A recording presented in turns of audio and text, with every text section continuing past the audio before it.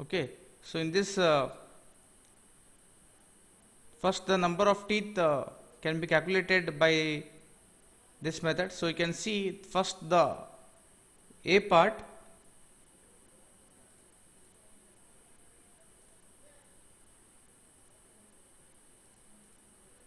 First the outer side you can see. So it is the combination of the total radius. If you take, it will be from center to this point and then from this to this, that is from center if you consider, it will be nothing but the diameter of C and 2 times the diameter of E.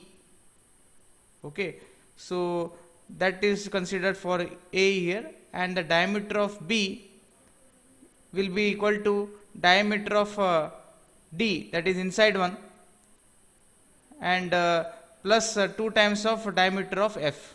Okay, that is inside, you can see. Okay, so like this if you solve, you will be getting the ratio of diameter with the ratio of teeth is equal, and TA equal to TC plus 2T, and from substituting the values which is known to you, you get TA 64 and TB 62. Okay, so all have got this answer. Got, sir. Okay, next to calculate the speed, you have to first go with the table of motion. Okay, so which you will again the same procedure. Okay, you will be fixing the arm. So arm is the big one. So come first you have to fix this arm and give +1 revolution to the corresponding wheel. Okay, so which will be comfortable if you start from outer side, it will be more comfortable, because what will happen if you start taking inside, there is a lot of confusion because there are compound gears inside. You can take the from this also, which is connected from E or F here, but what will happen, again there are a lot of engagement. Okay, so what you can do from you can start from wheel A.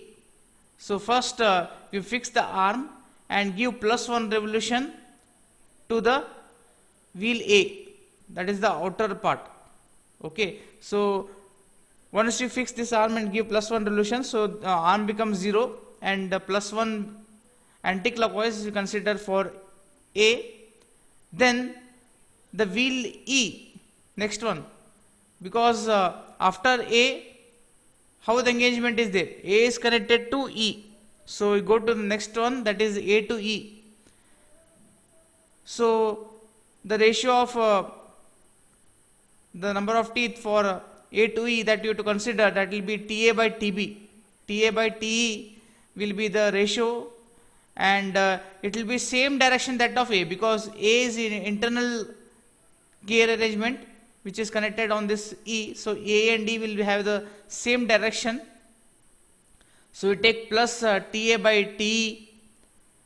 Next after E, you can see that there is a meshing of gear E with respect to C, and C and D are compound, so C and D will take together because both will have the same speed, because they are mounted on the same shaft. This is a compound gear. So if you take this consideration, so you get TA by TE into T by TC. Okay, and the direction here is the external type of gearing, that is from E to C. Okay, so what you will be getting here, when the external is there, opposite direction, that of E. So if you get E as a positive, automatically the compound wheels will have minus opposite direction.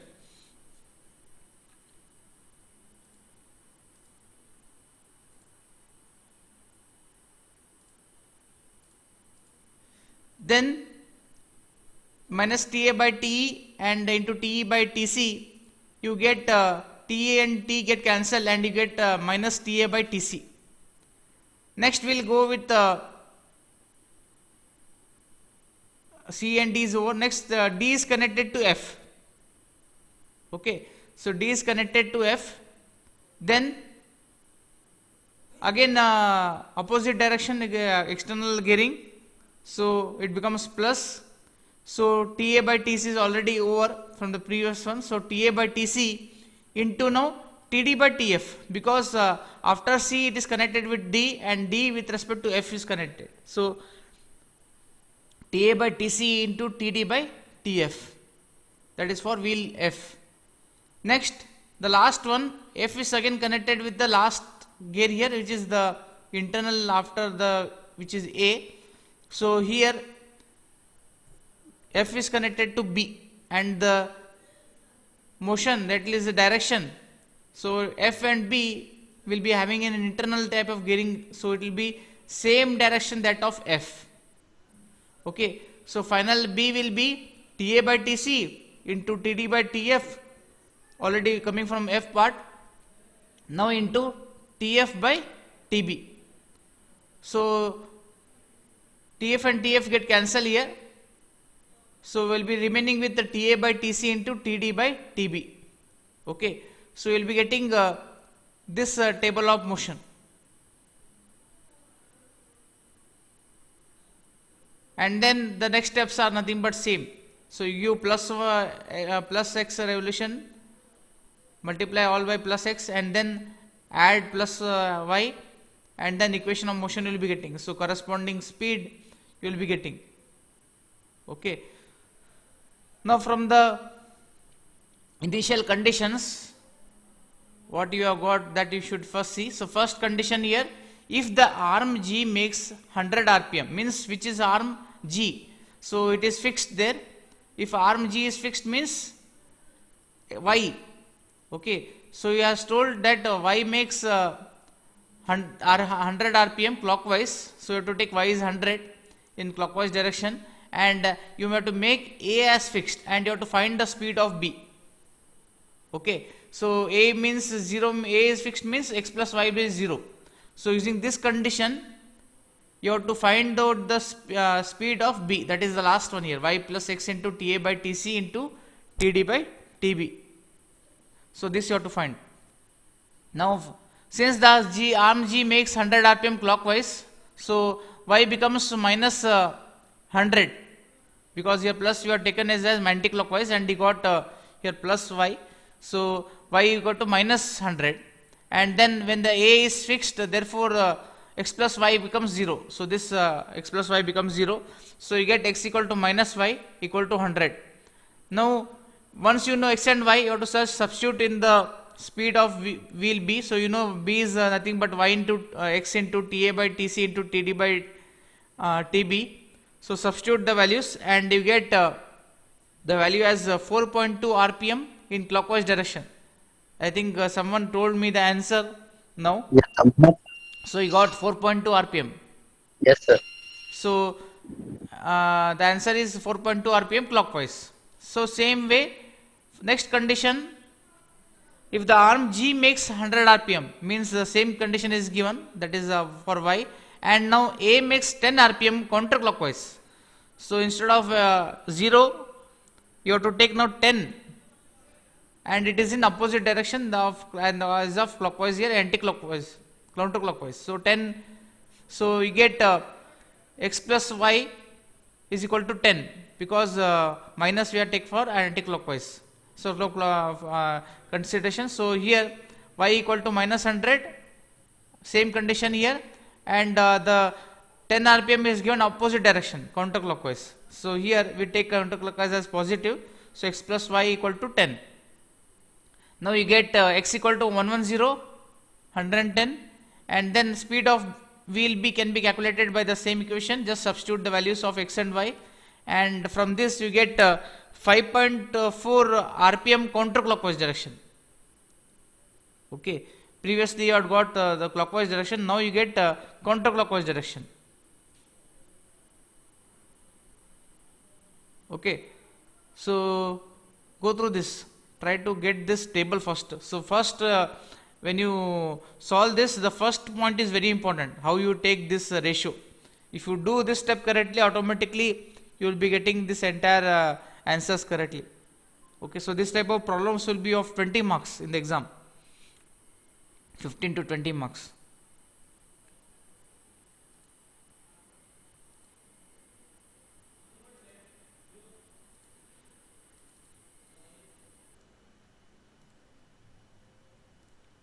So the arrangement of the gate train shows an epicyclic gate train of sun and planet type.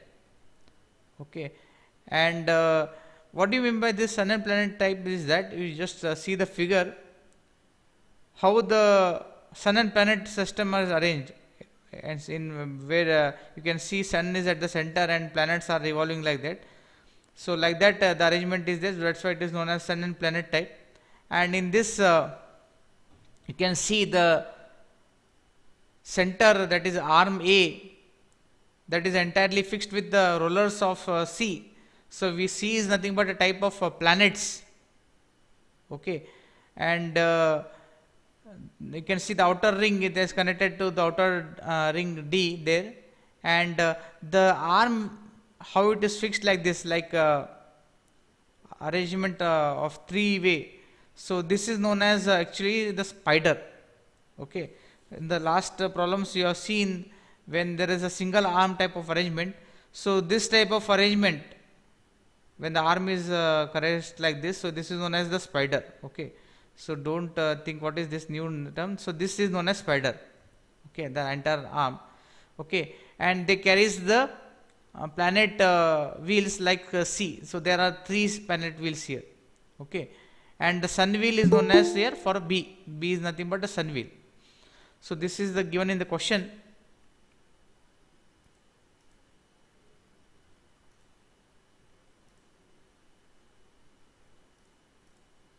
Okay, so in an epicyclic gate train of the sun and planet type, so the pitch circle diameter of the internal toothing gear, that is given as 224 mm and module as 4 mm.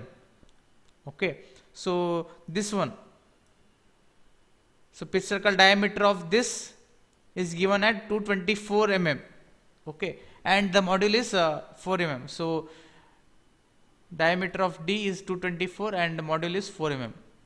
And next case, when the ring D is stationary, the spider A, which carries three planets of C of equal size, is to make a revolution, one revolution in the same sense, and the sun wheel B for every 5 revolution of the driving spindle carrying the sun wheel B, means the speed of A will be considered that the sun wheel one fifth of the sun wheel B, because for every 5 this means Na equal to Nb by 5. So this ratio he has told, and you have to determine the suitable number of teeth for all the wheels. Okay, so this is given to you. Now by the figure, how will you start the problem?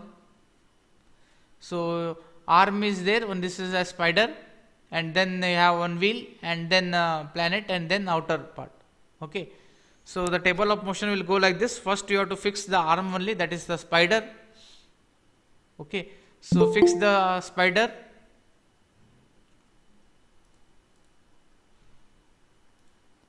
Fix the spider. So spider is fixed, that is arm, and then +1 revolution given to the B, because this arm is connected first one with the this B, sun part, sun wheel. So +1 revolution given to B, then B is connected to C here, the planet wheels. So minus TB by TC.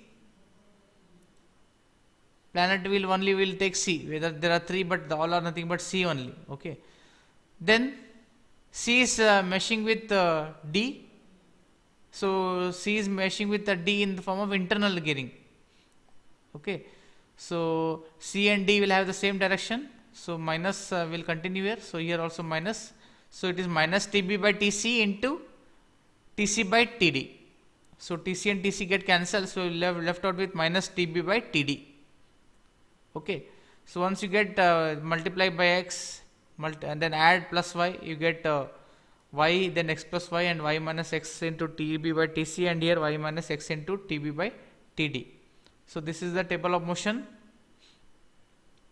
Next, from this, with the initial condition, try to understand. So when the ring D is stationary, Means what is the condition? So when we know that the sun wheel B makes plus 5 revolution, the spider A makes plus 1 revolution. Therefore, what you get? You get y is equal to 1 and x plus y is equal to 5. Okay. So he has told that for every sun wheel of B moving plus 5 revolution, the spider will have plus 1 revolution. So y is arm, it is 1 and then x plus y is equal to 5. So from this you get x and y values, and since that internal tooth gearing, that D is stationary, you get this also. So y minus x into TB by TD, you get it as 0. So this is given in the T is stationary, means 0. So this becomes 0. Okay. So substituting value of y and x, you get this equation you get in the form of TB and TD. Now no number of teeth is given for any wheel, all gears, no number of teeth mentioned in the any for any A with nothing for B, C, D, anything you can see not given. But what is given is the diameter, which circle diameter for D is given and module is given. So with this thing, what can you calculate? That you need to see. So first get the ratio in the form of TB and TD. What you getting here? So TB by TD you get 1 by 4, or TD you get 4 times of TB. And you know that how the diameter and the teeth is interrelated. So TD equal to DD divided by M, that is diameter divided by module, you get the number of teeth. So like that 224 by 4, you get the number of teeth as 56.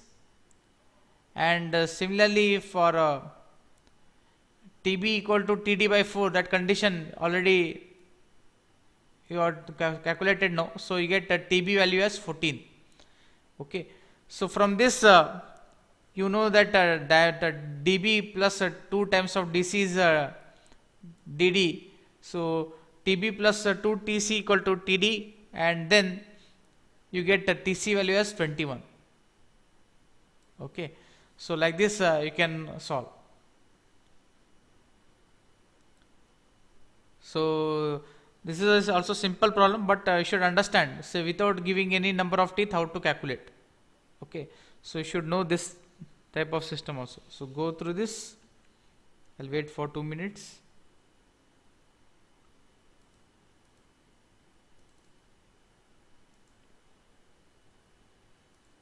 Okay. So next we will go to the talks in epicyclic gate train. So till now you have seen only to understand about the speed. Okay. So speed of the gear in the gate train. Next part we will see about the torques in epicyclic gate trains. Okay.